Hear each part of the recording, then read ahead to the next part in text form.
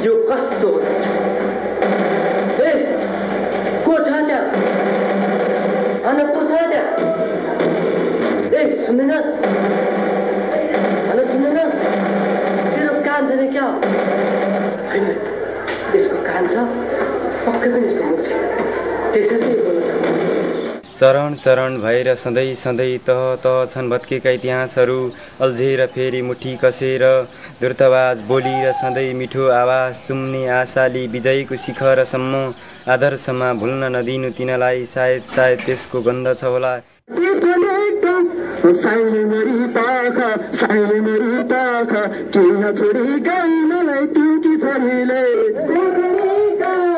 Disco र साइबरमा नभेट्ने हामी महेन्द्र क्याम्पसमै भेट गरौँला। कोक र भ्यान्टा होइन तिमीलाई क्याम्पसकै क्यान्टिनको पानी पिउला। औँठी चिनो साट्ने होइन माया प्रेम साटोसाट गरौँला।